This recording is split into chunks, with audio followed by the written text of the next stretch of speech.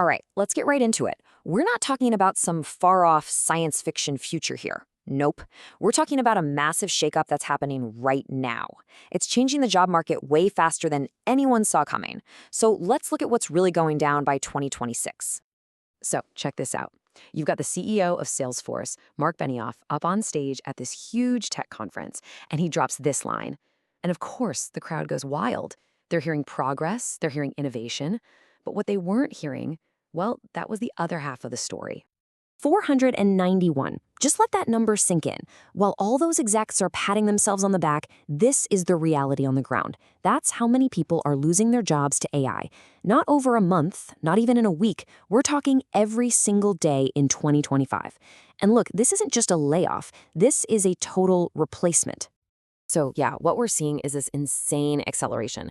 I mean, all those timelines the experts used to talk about, decades away, they've been crushed down into just years or even months. The change isn't coming. It's here. It's happening now. And the sheer scale of this thing, it's just staggering. The data is showing that by 2030, a full 30% of all current US jobs, poof, fully automated. And the rest of them, well, they're either going to be safe or, let's be real, they're going to be changed in a big, big way.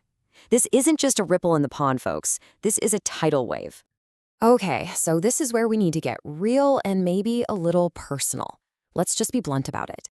If your job involves doing the same routine tasks over and over, if it's about following a predictable workflow or just processing information, then the hard truth is AI is already better at your job.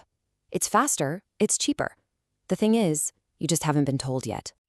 But, numbers are just numbers. They can feel kind of abstract. So let's put some faces to these statistics. Let's look at the real-world fallout, the actual human cost behind all this data. Let's meet the faces of obsolescence.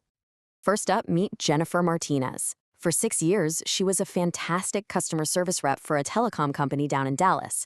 A real person with a family, a mortgage, a life, and a career she was genuinely proud of.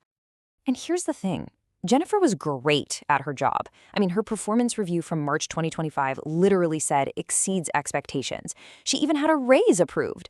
So let's be perfectly clear about this. What happened to her had absolutely nothing to do with her performance. Then, just 2 months later, her job was gone. And not just her job, her entire department, wiped out, replaced literally overnight by a ChatGPT-powered system. And the reason? It's right there in black and white, an 80% cost reduction. It's just a brutal example of the cold, hard math that's driving all of this. For a business, that kind of number is, well, it's pretty hard to ignore. Okay, let's look at another story. This is Michael Chen. He was a medical billing specialist up in Boston.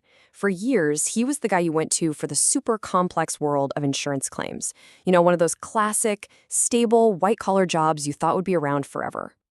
But then, his company brought in a new AI system. And this time, it wasn't just about being cheaper or faster. It was about being better.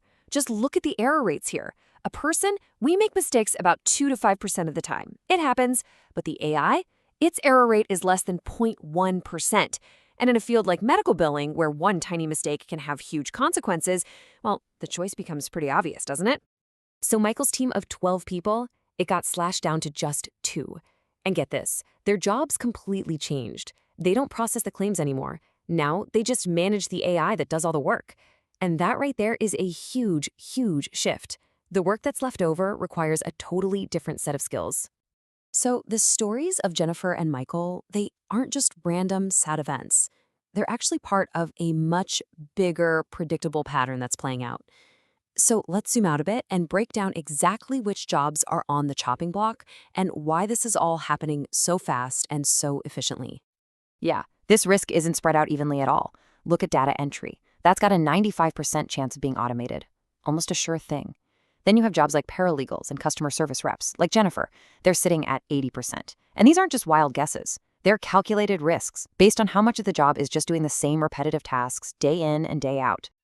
So what's the common theme here? Just look at the column on the left. Routine, predictable, rule-based stuff. That's what's going away. Now look at the right, the new jobs, the emerging ones. They require the exact opposite. Strategy, creativity, solving messy, complex problems. You can see it right there. A massive skills gap is opening up right before our eyes. And you know what? This leads to what might be the biggest crisis of all. Think about it. All those entry-level white-collar jobs, the junior analyst, the assistant, the coordinator, those were the first rungs on the career ladder, and they're just disappearing. So here's the question. How is anyone supposed to become a senior manager when the junior positions don't even exist anymore? Negative 13%. That's how much entry-level hiring has dropped in these at-risk fields this year alone. This isn't some problem for the future. It's happening right now. The career ladder isn't just broken. For a whole lot of people, it feels like the bottom rungs have just been sawed off. Okay, so we've seen the data, we've heard the stories. The question now becomes really, really personal. What's your next move? Because honestly, whether you realize it or not, you have a choice to make. And really, it boils down to 3 options. Option 1 is hope, which, let's be honest, is basically just denial pretending to be a strategy. Option 2 is ignore. You can just keep your head down, do your thing, and wait for the wave to hit you. Or there's option 3, adapt. Start right now. Start learning the skills that AI can't touch. We're talking real, critical thinking, leadership, genuine creativity. Or learn the skills that let you control the AI. The real question isn't just which path you're on, it's how fast you can get yourself onto the right one.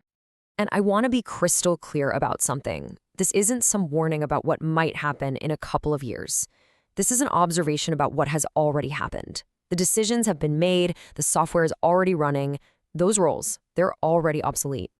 Right now, the only real difference between you and someone like Jennifer or Michael is that the email just hasn't hit your inbox yet. So the real question is, what are you going to do before it does?